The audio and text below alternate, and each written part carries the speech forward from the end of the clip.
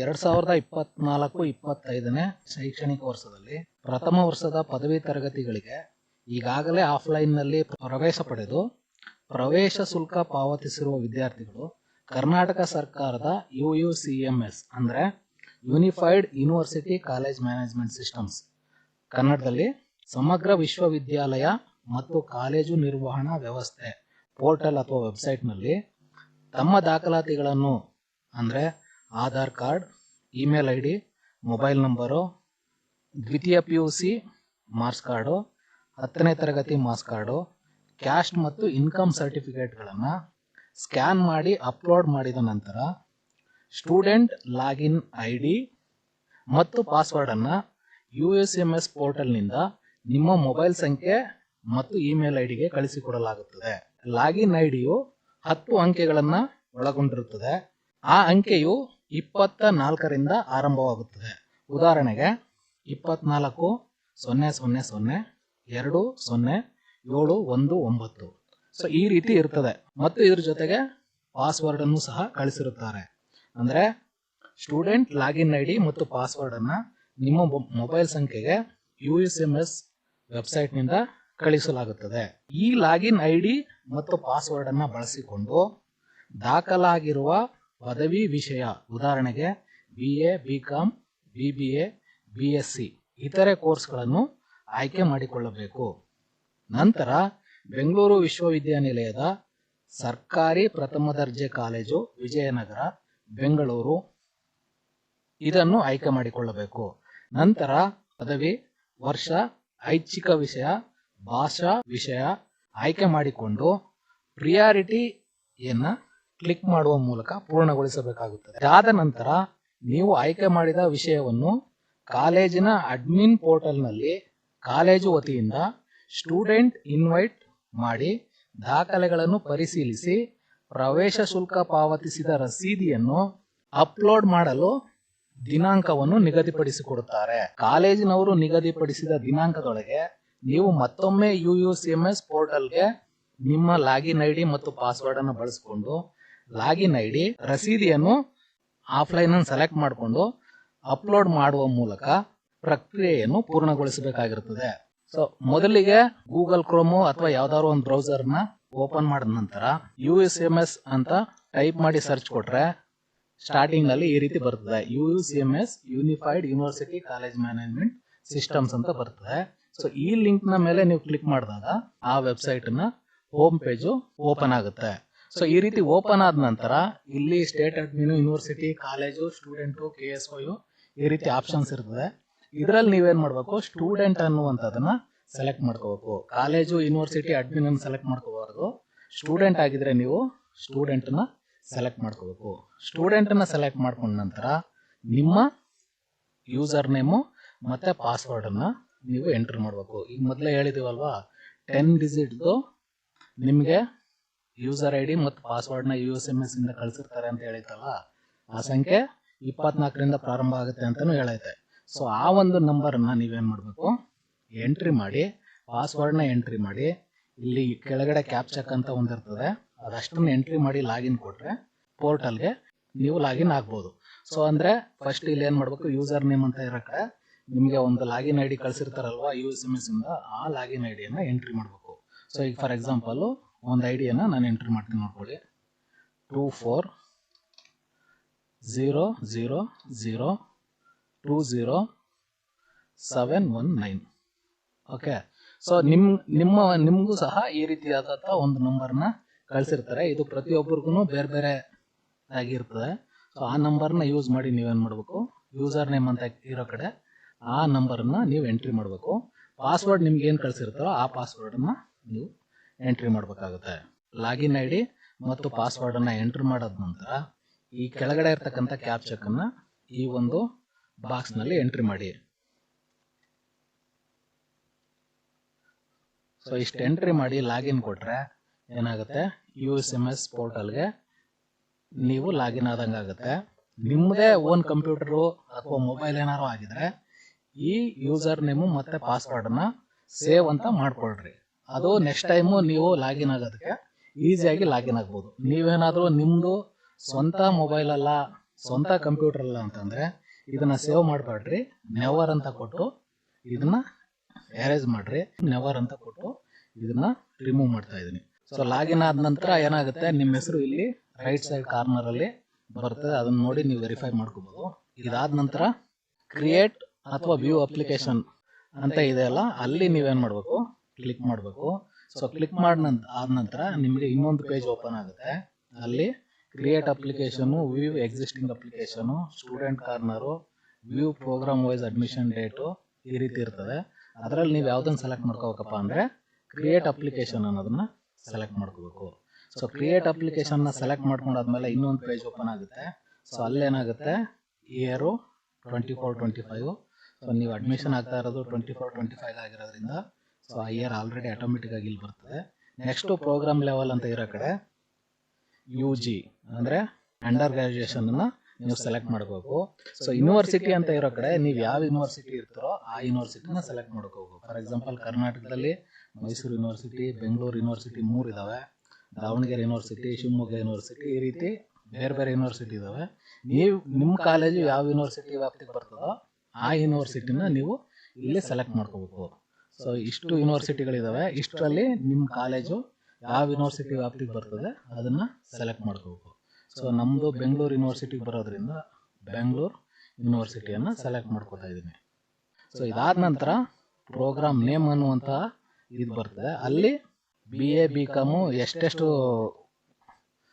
Programmes ಇದಾವೆ ಅದಷ್ಟು ಬರ್ತದೆ. ಸೊ ನೀವು ಯಾವ್ದನ್ನ ಸೆಲೆಕ್ಟ್ ಮಾಡ್ಕೊಂಡಿದ್ರಿ, ನೀವು ಯಾವ್ದಕ್ಕೆ ಅಡ್ಮಿಷನ್ ಆಗಿದ್ರಿ, BAಗೋ, BScಗೋ, PCAಗೋ, BComಗೋ, ಅದನ್ನ ನೀವೇನ್ ಮಾಡ್ಬೇಕಾಗ್ತದೆ, ಇಲ್ಲಿ ಸೆಲೆಕ್ಟ್ ಮಾಡ್ಕೋಬೇಕಾಗುತ್ತೆ. ಫಾರ್ ಎಕ್ಸಾಂಪಲ್ ನಾನು BAಗೆ ಅಡ್ಮಿಷನ್ ಆಗಿರೋದ್ರಿಂದ ಬ್ಯಾಚುಲರ್ ಆಫ್ ಆರ್ಟ್ಸ್ ಅನ್ನ ಸೆಲೆಕ್ಟ್ ಮಾಡ್ಕೋತಾ ಇದೀನಿ. ಸೊ ಇದಿಷ್ಟನ್ನ ಸೆಲೆಕ್ಟ್ ಮಾಡ್ಕೊಂಡು ಸಬ್ಮಿಟ್ ಅಂತ ಕೊಟ್ರೆ ಸಬ್ಮಿಟ್ ಆಗುತ್ತೆ. ಸೊ ಇದಾದ ನಂತರ ನೀವೇನ್ ಮಾಡ್ಬೇಕಾಗುತ್ತೆ, ಈ ಪೇಜ್ ನಲ್ಲಿ ಆಡ್ ಮೋರ್ ಅನ್ನುವಂತ ಒಂದು ಆಪ್ಷನ್ ಅನ್ನ ಸೆಲೆಕ್ಟ್ ಮಾಡಬೇಕು. ಇಲ್ಲಿ ಕಾಲೇಜ್ ನೇಮ್ ಅಂತ ಬರುತ್ತಲ್ಲ, ಸೊ ಇಲ್ಲಿ ಏನ್ ಮಾಡ್ಬೇಕು, ನೀವು ಆಯ್ಕೆ ಮಾಡ್ಕೊಂಡಿರುವಂತ ಕಾಲೇಜ್ನ ಸೆಲೆಕ್ಟ್ ಮಾಡ್ಕೋಬೇಕಾಗುತ್ತೆ. ಸೊ ಅಂದ್ರೆ ಬೆಂಗಳೂರು ಯೂನಿವರ್ಸಿಟಿ ವ್ಯಾಪ್ತಿನಲ್ಲಿ ಬರ್ತಕ್ಕಂಥ ಎಲ್ಲಾ ಕಾಲೇಜ್ ನೇಮ್ಗಳು ಇಲ್ಲಿ ಬರ್ತದೆ. ಅಷ್ಟರಲ್ಲಿ ನೀವು ಯಾವ ಕಾಲೇಜ್ಗೆ ಅಡ್ಮಿಷನ್ ಆಗಿದ್ರೋ ಆ ಕಾಲೇಜನ್ನ ನೀವೇನ್ ಮಾಡ್ಬೇಕು, ಸೆಲೆಕ್ಟ್ ಮಾಡ್ಕೋಬೇಕು. ಸೊ ಪೂರ್ತಿಯಾದ ಅಡ್ರೆಸ್ ಬರ್ತದೆ, government first grade college, number 5, 3rd main, 7th cross, RPC layout, Vijayanagar, Bengaluru 40 ಅಂತ ಪೂರ್ತಿ ಬರ್ತದೆ. ಸೊ ಅದನ್ನ ನೀವೇನ್ ಮಾಡ್ಬೇಕು, ಸೆಲೆಕ್ಟ್ ಮಾಡ್ಕೋಬೇಕು. ಇದನ್ನ ಸೆಲೆಕ್ಟ್ ಮಾಡ್ಕೊಂಡ್ರೆ ಇಲ್ಲಿ ಬಂದಿರ್ತದೆ. ಸೊ ಅದೇ ಕಾಲೇಜ್ನ ಸೆಲೆಕ್ಟ್ ಮಾಡಿದ್ನ ಏನು ಅನ್ನೋದನ್ನ ಇನ್ನೊಂದ್ಸರಿ ನೀವೇನ್ ಮಾಡ್ಬೇಕು, ಚೆಕ್ ಮಾಡಿ ವೆರಿಫೈ ಮಾಡ್ಕೊಂಡು 2 ಸರಿ ಕನ್ಫರ್ಮ್ ಮಾಡ್ಕೋಬೇಕು. ಸೊ ಇದಾದ ನಂತರ ಕಾಂಬಿನೇಷನ್ ಅಂಡರ್ನಲ್ಲಿ ಸೆಲೆಕ್ಟ್ ಅನ್ನೋದ್ರ ಮೇಲೆ ಕ್ಲಿಕ್ ಮಾಡಿದ್ರೆ ಆ ಕಾಲೇಜ್ನಲ್ಲಿ ಇರ್ತಕ್ಕಂತಹ ಯಾವ್ಯಾವ ಕೋರ್ಸ್ ಇದಾವೋ, BA ಅಂಡರ್ನಲ್ಲಿ ಯಾವ್ಯಾವ ಕೋರ್ಸ್ ಇದಾವೋ ಅದಷ್ಟು ಬರ್ತದೆ. ಸೊ ಫಾರ್ ಎಕ್ಸಾಂಪಲ್ ಇಲ್ಲಿ ಎಕನಾಮಿಕ್ಸ್, ಜಿಯೋಗ್ರಫಿ, ಹಿಸ್ಟ್ರಿ ಒಂದು combination, economics, history, Kannada another combination, economics, history, political science, economics, history, psychology, economic, history, sociology, English, psychology, sociology, geography, history, political science, history, Kannada, political science, journalism, Kannada, sociology, journalism, psychology, communicative English. So ಇಷ್ಟು ಕಾಂಬಿನೇಷನ್ಗಳು ಈ ಕಾಲೇಜ್ನಲ್ಲಿ ಇರೋದ್ರಿಂದ ಅಷ್ಟು ಕಾಂಬಿನೇಷನ್ಗಳು ಇಲ್ಲಿ ಬರ್ತವೆ. ಅದರಲ್ಲಿ ನೀವು ಪ್ರವೇಶ ಪಡೆದಿರತಕ್ಕಂಥ ಕೋರ್ಸ್ನ ಏನ್ ಮಾಡ್ಕೋಬೇಕು, ಸೆಲೆಕ್ಟ್ ಮಾಡ್ಕೋಬೇಕು. ಸೊ ಕಾಲೇಜಲ್ಲಿ ನಿಮ್ಗೆ ಏನ್ ಹೇಳಿರ್ತಾರೆ, HEP ಅಂತ ಹೇಳಿರ್ತಾರೆ. ಬಟ್ ಈ ಇದ್ರಲ್ಲಿ ಏನ್ ಬರ್ತಾ ಇರ್ತದೆ, HEP ಅಂತ ಬರ್ತಾ ಇರಲ್ಲ, ಆಲ್ಫಾಬೆಟಿಕಲ್ ಆರ್ಡರ್ ಅಲ್ಲಿ ಬರ್ತದೆ. ಸೊ ಆಲ್ಫಾಬೆಟಿಕಲ್ಲಿ ಫಸ್ಟ್ ಬರೋದು A, ಅದಾದ ನಂತರ BCD ಬರ್ತದೆ. ಆದ್ರಿಂದ ಸೊ ಇಲ್ಲಿ E ಅನ್ನುವಂತ ಅಕ್ಷರ ಫಸ್ಟ್ ಬರೋದ್ರಿಂದ ಈ ಅಕ್ಷರದಿಂದ ಯಾವ ಕಾಂಬಿನೇಷನ್, ಯಾವ ಸಬ್ಜೆಕ್ಟ್ ನೇಮ್ ಇದೆಯೋ ಅದು ಇಲ್ಲಿ ಫಸ್ಟ್ ಬರ್ತಾ ಇರ್ತದೆ. ಸೊ E ಆದ್ಮೇಲೆ BCDEFG ಬರ್ತದೆ, G ಆದ್ಮೇಲೆ H, ಅದಾದ್ಮೇಲೆ J. ಸೊ ಈ ರೀತಿ ಇರ್ತದೆ. ನೀವೇನ್ ಮಾಡ್ಬೇಕಪ್ಪ ಅಂದ್ರೆ ನೀವು ಸೆಲೆಕ್ಟ್ ಮಾಡಿರುವಂತ 3 ಸಬ್ಜೆಕ್ಟ್ಗಳು ಇಲ್ಲಿದಾವ ಅನ್ನೋದನ್ನ ನೀವು ನೋಡಿ ಕನ್ಫರ್ಮ್ ಮಾಡ್ಕೊಂಡ್ರೆ ಸಾಕು. So journalism, Kannada, sociology select ಮಾಡ್ಕೊಂಡಾದ ನಂತರ ಲ್ಯಾಂಗ್ವೇಜ್ 1 ಯಾವುದು ಅನ್ನೋದನ್ನ ನೀವು ಸೆಲೆಕ್ಟ್ ಮಾಡ್ಕೋಬೇಕು. ಲ್ಯಾಂಗ್ವೇಜ್ 1 ಇಷ್ಟು ಲ್ಯಾಂಗ್ವೇಜ್ಗಳಿದಾವೆ. ಇದರಲ್ಲಿ ನಿಮ್ಗೆ ಬೇಕಾದಂತ ಒಂದು ಲ್ಯಾಂಗ್ವೇಜ್ ನ ಸೆಲೆಕ್ಟ್ ಮಾಡ್ಕೋಬೇಕು. ಕನ್ನಡ ಲ್ಯಾಂಗ್ವೇಜ್ 1 ಸೆಲೆಕ್ಟ್ ಮಾಡ್ಕೋಬಹುದು. 2ನೇ ಲ್ಯಾಂಗ್ವೇಜು ಇಂಗ್ಲಿಷ್, ಹಿಂದಿ, ಇಷ್ಟು ಲ್ಯಾಂಗ್ವೇಜ್ ಇದಾವೆ. ಇಷ್ಟರಲ್ಲಿ ಯಾವ್ದಾದ್ರು ಒಂದನ್ನ ನೀವು ಬೇಕಾದನ್ನ ಸೆಲೆಕ್ಟ್ ಮಾಡ್ಕೋಬಹುದು. ಸೊ ಅಂದ್ರೆ ಈ ಪೇಜ್ ನಲ್ಲಿ ಯಾವ್ದಾದ್ರು ಸೆಲೆಕ್ಟ್ ಮಾಡ್ಕೋಬೇಕು. ನೀವು ನಿಮ್ ಕಾಲೇಜು, ನೀವು ಯಾವ ಕಾಲೇಜ್ಗೆ ಅಡ್ಮಿಷನ್ ಆಗಿದ್ರೆ ಆ ಕಾಲೇಜ್ ಸೆಲೆಕ್ಟ್ ಮಾಡ್ಕೋಬೇಕು. ಯಾವ ಕಾಂಬಿನೇಷನ್ಗೆ ಅಡ್ಮಿಷನ್ ಆಗಿದ್ರೆ ಆ ಕಾಂಬಿನೇಷನ್ ಸೆಲೆಕ್ಟ್ ಮಾಡ್ಕೋಬೇಕು. ಮತ್ತೆ 2 ಲ್ಯಾಂಗ್ವೇಜ್ಗಳು. ಸೊ ಈ ರೀತಿ 2 ಲ್ಯಾಂಗ್ವೇಜ್ಗಳನ್ನ ಸೆಲೆಕ್ಟ್ ಮಾಡ್ಕೊಂಡಾದ ನಂತರ ಪ್ರಿಯಾರಿಟಿ ಅನ್ನುವ ಇದರಲ್ಲಿ ನೀವೇನ್ ಮಾಡಬೇಕು, 1 ಅಂತ ಟೈಪ್ ಮಾಡಬೇಕು. 1 ಅಂತ ಟೈಪ್ ಮಾಡಿ ಪ್ರಿವ್ಯೂ ಅಂಡ್ ಸಬ್ಮಿಟ್ ಅಂತ ಕೊಟ್ರೆ ಈ ಅಂತ ಪೂರ್ಣಗೊಂಡಾಗ ಆಗುತ್ತೆ, ನಿಮ್ಮ ಅಪ್ಲಿಕೇಶನ್ ಓಪನ್ ಆಗುತ್ತೆ. ಸೊ ಈ ಅಪ್ಲಿಕೇಶನ್ ನಲ್ಲಿ ಇರ್ತಕ್ಕಂಥ ಎಲ್ಲಾ ಡೀಟೇಲ್ಸ್ ಇನ್ನೊಂದ್ಸರಿ ಚೆಕ್ ಮಾಡ್ಕೊಂಡು ಕೆಳಗಡೆ I here by declare that the information permitted above is true, complete and correct to the best of my knowledge and belief. I understand that in the event of my information being found false or incorrect at any stage, my candidature application shall be liable to cancellation without notice ಅಂತ ಒಂದು line ಇರ್ತದೆ. ಅದ್ರ ಹಿಂದ್ಗಡೆ ಒಂದು check box ಇರ್ತದೆ, ಅದನ್ನ select ಮಾಡಿ submit ಅಂತ ಕೊಟ್ರೆ ಅಪ್ಲಿಕೇಶನ್ ಸಬ್ಮಿಟೆಡ್ ಸಕ್ಸಸ್ಫುಲಿ ಅಂತ ಬರ್ತದೆ. ಇಷ್ಟಾದ್ರೆ ನಿಮ್ಮ ಅಪ್ಲಿಕೇಶನ್ ಸಬ್ಮಿಟ್ ಆದಂಗಾಗುತ್ತೆ. ಇದಿಷ್ಟು ಆದ ನಂತರ ಏನಾಗುತ್ತೆ, ನಿಮ್ಮ ಕಾಲೇಜ್ನವರು ಅಪ್ರೂವಲ್ ಮಾಡಿ ನಿಮಗೆ ಮತ್ತೆ ಮೆಸೇಜ್ ಬರ್ತದೆ. ಅದಾದ ನಂತರ ಏನ್ ಮಾಡ್ಬೇಕು, ನೀವು ನಿಮ್ಮ ಫೀಸ್ ರೆಸಿಪ್ಟ್ ಅನ್ನ ಅಪ್ಲೋಡ್ ಮಾಡ್ಬೇಕಾಗುತ್ತೆ. ಸೊ ಅಪ್ರೂವ್ ಮಾಡಾದ ನಂತರ ನೀವೇನ್ ಮಾಡ್ಬೇಕು, ಮತ್ತೆ ಲಾಗಿನ್ ಆಗಿ ನೀವೇನ್ ಮಾಡ್ಬೇಕಾಗುತ್ತೆ, ನಿಮ್ಮ ಒಂದು ಆಫ್ಲೈನ್ ಫೀಸ್ ಕಟ್ಟಿರ್ತಕ್ಕಂಥ ರೆಸಿಪ್ಟ್ ಅನ್ನ ಅಪ್ಲೋಡ್ ಮಾಡಬೇಕಾಗುತ್ತೆ. ಕಾಲೇಜ್ನವ್ರು ಅಪ್ರೂವಲ್ ಕೊಟ್ಟಾದ ನಂತರ ಮತ್ತೆ ಲಾಗಿನ್ ಆಗೋದು again same. So USMS website ಹೋಗ್ಬೇಕು, ಸ್ಟೂಡೆಂಟ್ ಅನ್ನ ಸೆಲೆಕ್ಟ್ ಮಾಡ್ಕೋಬೇಕು.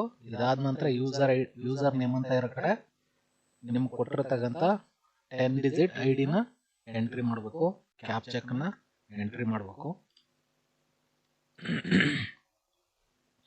ಇದು ಎಂಟ್ರಿ ಮಾಡಿ ಲಾಗಿನ್ ಕೊಡಬೇಕು. ಲಾಗಿನ್ ಆದ ನಂತರ ಮತ್ತೆ ನೀವೇನ್ ಮಾಡ್ಬೇಕು, ವ್ಯೂ ಕ್ರಿಯೇಟ್ ಅಪ್ಲಿಕೇಶನ್ ಅಂತ ಇದೆಯಲ್ಲ, ಇದ್ರ ಮೇಲೆ ಕ್ಲಿಕ್ ಮಾಡಬೇಕು. ಇದ್ರ ಮೇಲೆ ಕ್ಲಿಕ್ ಮಾಡಾದ ನಂತರ ನೀವು ಫಸ್ಟ್ ಡಾಕ್ಯುಮೆಂಟ್ಸ್ ಅಪ್ಲೋಡ್ ಮಾಡುವಾಗ ಕ್ರಿಯೇಟ್ ಅಪ್ಲಿಕೇಶನ್ ಕೊಟ್ಟಿದ್ರಿ. ಈಗ ಏನ್ ಮಾಡ್ಬೇಕು, ವ್ಯೂ ಎಕ್ಸಿಸ್ಟಿಂಗ್ ಅಪ್ಲಿಕೇಶನ್ ಡೀಟೇಲ್ಸ್ ನ ಸೆಲೆಕ್ಟ್ ಮಾಡಿ ಅದರ ಮೇಲೆ ಕ್ಲಿಕ್ ಮಾಡಬೇಕು. ಸೊ ಇದನ್ನ ಸೆಲೆಕ್ಟ್ ಮಾಡೋದ್ರ ಮೇಲೆ ಕ್ಲಿಕ್ ಮಾಡಿದ್ರೆ ನಿಮ್ಗೆ ಇಲ್ಲಿ ಕೆಳಗಡೆ ಈ ರೀತಿ ಬರ್ತದೆ. ನಿಮ್ಮ ಅಪ್ಲಿಕೇಶನ್ ID, ಯೂನಿವರ್ಸಿಟಿ, ಡಿಪಾರ್ಟ್ಮೆಂಟ್ ಇದೆಲ್ಲ ಬರ್ತದೆ. ಮುಂದೆ ಆಕ್ಷನ್ ಅಂತ ಇರೋ ಕಡೆ ವ್ಯೂ ಅಂತ ಇದೆಯಲ್ಲ, ಅದ್ರ ಮೇಲೆ ಕ್ಲಿಕ್ ಮಾಡಿ ಸ್ಕ್ರಾಲ್ ಮಾಡಿದ್ರೆ ಕೆಳಗಡೆ ಈ ರೀತಿ ಬರುತ್ತೆ. ಇಲ್ಲಿ ಏನ್ ಮಾಡ್ಬೇಕು, ಪೇ ಫೀಸ್ ಅಂತ ಇದೆಯಲ್ಲ, ಇಲ್ಲಿ ಆಫ್ಲೈನ್. ಸೊ ಇಲ್ಲಿ ಪೇ ಫೀಸ್ ಅಂತ ಇರೋ ಕಡೆ ಆನ್ಲೈನ್ ಆಫ್ಲೈನ್ ಅಂತ ಎರಡು ಇರ್ತದೆ. ಇದರಲ್ಲಿ ನೀವೀಗ ಆಲ್ರೆಡಿ ಆಫ್ಲೈನ್ ಅಲ್ಲಿ ಫೀಸ್ ಅನ್ನ ಪೇ ಮಾಡಿರೋದ್ರಿಂದ ಆಫ್ಲೈನ್ ಅನ್ನ ಸೆಲೆಕ್ಟ್ ಮಾಡ್ಕೊಳ್ರಿ. ಆಫ್ಲೈನ್ ಸೆಲೆಕ್ಟ್ ಮಾಡ್ಕೊಂಡಾಗ ಈ ರೀತಿ ಒಂದು ವಿಂಡೋ ಓಪನ್ ಆಗುತ್ತೆ. ಅಲ್ಲಿ ಮೊದಲನೇದು ಚಲನ್ ರಿಸಿಪ್ಟ್ ನಂಬರ್ ಅಂತ ಇದೆ, ನೆಕ್ಸ್ಟ್ ಅಮೌಂಟ್ ಪೇಯ್ಡ್ ಅಂತ ಇದೆ, ನೆಕ್ಸ್ಟ್ ಪೇಮೆಂಟ್ ಡೇಟ್ ಅಂತ ಇದೆ, ನೆಕ್ಸ್ಟ್ ಚೂಸ್ ಫೈಲ್ ಅಂತ ಇದೆ. ಇದಿಷ್ಟನ್ನು ಫಿಲ್ ಮಾಡಿದ್ರೆ ನಿಮ್ಮ ಒಂದು ಪ್ರಕ್ರಿಯೆ ಪೂರ್ಣಗೊಳಿಸೋದಾಗುತ್ತೆ. ನೀವು ಫೀಸ್ ಕಟ್ಟಿರುವಂತಹ ಚಲನ್ ನಲ್ಲಿ ಕ್ರಮ ಸಂಖ್ಯೆ ಅಂತ ಇರುತ್ತೆ, ಅದ್ರ ಮುಂದೆ ರೆಡ್ ನಂಬರ್ ಅಲ್ಲಿ 4 ಡಿಜಿಟ್ ಇರುತ್ತದೆ. ಆ ನಂಬರ್ ಅನ್ನ ನೀವು ಎಂಟ್ರಿ ಮಾಡಬೇಕು. ಆಕ್ಚುಯಲ್ ಅಮೌಂಟ್ ಪೇಯ್ಡ್ ಅಂತ ಇರೋ ಕಡೆ ನೀವು ಎಷ್ಟು ಅಮೌಂಟ್ ಪೇ ಮಾಡಿದ್ರಿ ಟೋಟಲ್ ಅಂತ ಇದೆಯಲ್ಲ, ಆ ಅಮೌಂಟ್ ಅನ್ನ ಎಂಟ್ರಿ ಮಾಡಬೇಕು. ಪೇಮೆಂಟ್ ಡೇಟ್ ಅಂತ ಇರೋ ಕಡೆ ನೀವು ಯಾವ ದಿನಾಂಕದಂದು ಪೇಮೆಂಟ್ ನ ಮಾಡಿರ್ತಾರೋ ಅದನ್ನ ನೀವು ಎಂಟ್ರಿ ಮಾಡಬೇಕು. ಸೊ ಫಸ್ಟ್ ತಿಂಗಳನ್ನ ಸೆಲೆಕ್ಟ್ ಮಾಡ್ಕೊಡ್ರಿ. ಸೊ ಅದಾದ ನಂತರ ಡೇಟ್ ಅನ್ನ ಸೆಲೆಕ್ಟ್ ಮಾಡ್ಕೊಳ್ರಿ. ಸೊ ಇದು ಆಟೋಮೆಟಿಕ್ ಆಗಿ ಇದಿಷ್ಟು ಇಲ್ಲಿ ಬರ್ತದೆ. ಅದಾದ ನಂತರ ನಿಮ್ಮ ರೆಸಿಪ್ಟ್ ನ ಒಂದು ಫೋಟೋ ಕಾಪಿನ ಅಪ್ಲೋಡ್ ಮಾಡಬೇಕು ಅಂದ್ರೆ ಚೂಸ್ ಫೈಲ್ ಹೋಗಿ ನಿಮ್ಮ ರೆಸಿಪ್ಟ್ ಫೋಟೋ ಕಾಪಿ ಎಲ್ಲಿರ್ತದೋ ಅಲ್ಲಿ ಹೋಗಿ ಆ ಒಂದು ರೆಸಿಪ್ಟ್ ಅನ್ನು ಅಪ್ಲೋಡ್ ಮಾಡಬೇಕು. ಸೊ ಚಲನ್ ನಂಬರು, ಅಮೌಂಟ್ ಪೇಯ್ಡು ಮತ್ತು ಪಾವತಿ ಮಾಡಿದಂಥ ದಿನಾಂಕ 3 ಆದ ನಂತರ ಚೂಸ್ ಫೈಲ್ ಮೇಲೆ ಕ್ಲಿಕ್ ಮಾಡಿದ್ರೆ ನಿಮ್ಮ ಒಂದು ಫೀಸ್ ಚಲನ್ ಫೋಟೋ ಎಲ್ಲಿರ್ತದೋ ಆ ಒಂದು ಫೋಲ್ಡರ್ನ ಸೆಲೆಕ್ಟ್ ಮಾಡ್ಕೊಳ್ರಿ. ನಮ್ದು ಡೌನ್ಲೋಡ್ಸ್ ಅಲ್ಲಿ ಇದೆ, ಡೌನ್ಲೋಡ್ ನ ಸೆಲೆಕ್ಟ್ ಮಾಡ್ಕೊತಾ ಇದೀನಿ. ಇದಾದ ನಂತರ ಇಲ್ಲಿ PDF ಫೈಲ್ಸ್ ಅಂತ ಇದೆಯಲ್ಲ, ಇದ್ರ ಬದಲಾಗಿ ಆಲ್ ಫೈಲ್ಸ್ ಅಂತ ನೀವು ಸೆಲೆಕ್ಟ್ ಮಾಡ್ಕೋಬೇಕು. ಆಲ್ ಫೈಲ್ಸ್ ಅಂತ ಅಂದ್ರೆ ಎಲ್ಲ ಫೈಲ್ಸ್ಗಳು ಬರುತ್ತೆ. ಆವಾಗ ನಿಮ್ಮ ಒಂದು ಚಲನ್ ನ ಫೋಟೋ ಇಲ್ಲಿ ಅಪಿಯರ್ ಆಗುತ್ತೆ. ಆ ಚಲನ್ ಫೋಟೋನ ನೀವು ಆ ಒಂದು ಚಲನ್ ಫೋಟೋನ ಸೆಲೆಕ್ಟ್ ಮಾಡಿ ಓಪನ್ ಅಂತ ಕೊಟ್ರೆ ಅದು ಇಲ್ಲಿ ಬರ್ತದೆ. ಇದಷ್ಟಾದ ನಂತರ ಸಬ್ಮಿಟ್ ಅಂತ ಕೊಟ್ರೆ ನಿಮಗೆ ಇಲ್ಲೊಂದು ಮೆಸೇಜ್ ಬರ್ತದೆ, fee details updated successfully. Okay ಕೊಟ್ಟರೆ ಅದಾದ ನಂತರ ಕಾಲೇಜ್ನವರು ವೆರಿಫೈ ಮಾಡಿ ಅಪ್ರೂವ್ ಮಾಡ್ತಾರೆ. ಅವ್ರು ಅಪ್ರೂವ್ ಮಾಡಿದ ನಂತರ ನಿಮ್ಗೆ ಏನಾಗುತ್ತೆ, ನಿಮ್ಮ USMS ನಂಬರು ಮತ್ತೆ ID ಜನರೇಟ್ ಆಗುತ್ತೆ. ಆ ರಿಜಿಸ್ಟ್ರೇಷನ್ ನಂಬರ್ನ ನೀವು ಎಕ್ಸಾಮ್ ಫೀಸ್ ಕಟ್ಟೋದಕ್ಕೆ, ಪಾಸ್ ಮಾಡಿಸ್ಕೊಳ್ಳೋದಕ್ಕೆ, ಸ್ಕಾಲರ್ಶಿಪ್ ಅಪ್ಲೈ ಮಾಡೋದಕ್ಕೆ ಎಲ್ಲದಕ್ಕೂ ಬಳಸ್ಕೋಬೋದು.